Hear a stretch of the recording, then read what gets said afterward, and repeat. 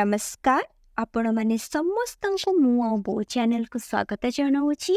आज भिडियो आमे तैयारी करिबा प्रभु श्री जगन्नाथंकर प्रसिद्ध छपन भोग भितर गोटे बाड़िया डालमा।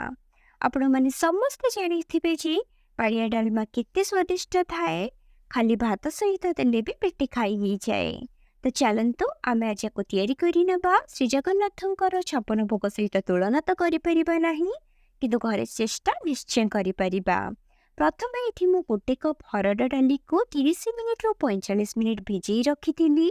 यह द्वारा आमे जेते बेले बाड़िया डालमा तैयारी करिबा आम डाली मध्य सहजरे सिझी जिवो आ आमे प्रस्तुत करिथिबा डालमार प्रणाली मध्य स्पीड ही जिवो, जो द्वारा आमे अति कम समय रे भी तैयारी करि परिबा। एठी आउ किछि प्रिपरेशन आपण मानक सहित मु शेयर करि नहुची। जेमिति कि परिबारे खंब आलू नीची, 2टी पोटल नीची, बोईती कखारु नीची बा बोईतालु नीची चोपा सहित आ ता सहित मु एठी गोटे छोट कंचा कदली को काटिकी नीची। आपण माने कंदमूल कांकड़ जहाँ भी अवेलेबल थिबो नै परिबे।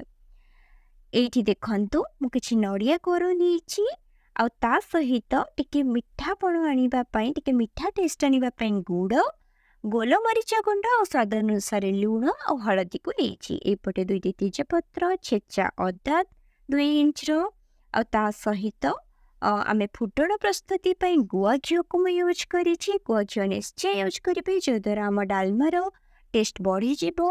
और ता सहित एठी मु जीरा आउ हिंगु को मध्य लेछि। तो चलंतु एठी हमर प्रिपरेशन पूरा पूरी रेडी हो जाइछि। एबे आमे देखिबा आमे माने स्टार्ट करि नबा हमर बाड़िया डालमार प्रस्तुति बा प्रणाली। तो ये मु माटी हांडी नहीं, प्रथमे मु ये 4 कप पानी नहीं जाइछि। या परे मु भिजी रखी डाली को ऐड करिदेबी। तो डाली को ऐड करि सरिला परे प्रथमे हाई फ्लेम रे आमे फुटीबा को देबा। जेते बेले एटा फुटी आसीबो आमे लो मीडियम फ्लेम करि नबा आ कवर को देकी 15 मिनिट जाए भलरे कुक करिबा। ठीक अछि। मझिरे मझिरे जदि आपन को लागिबो टिके उतरी आसी टिके घोड़ना काढ़ी पुणी थरे जाल को सीम करि दउथिबे।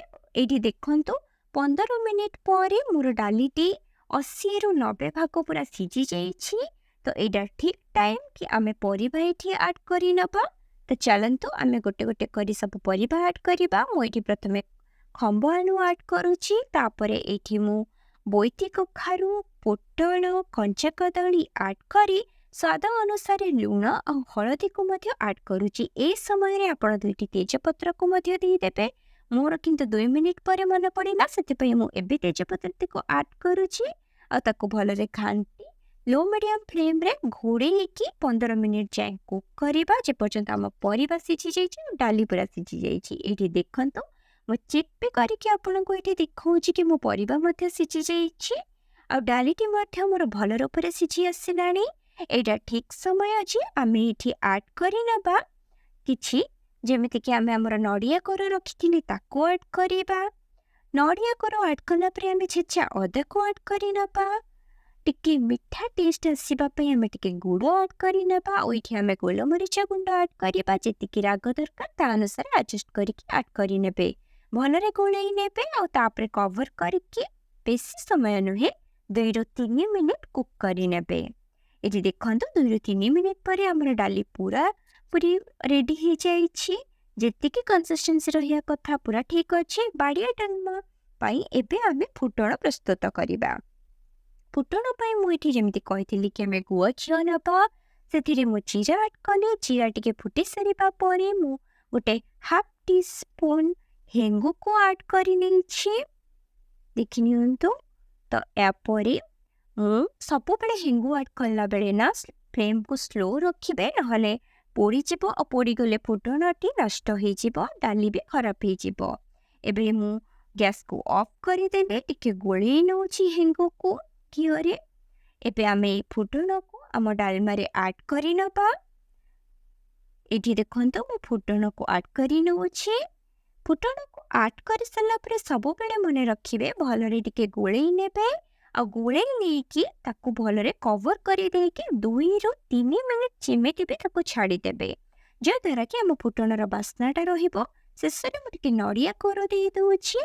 ମୋତେ ଭଲ ଲାଗିବ ବୋଲି ମୁଁ ଦେଇଦେଲି। ଆପଣମାନେ ନିଜ ଇଚ୍ଛାରେ ଦେଇପାରିବେ। ଯଦି ଆପଣମାନଙ୍କୁ ଭଲ ଲାଗିଲା ନିଶ୍ଚୟ ସବସ୍କ୍ରାଇବ୍ କରିବେ।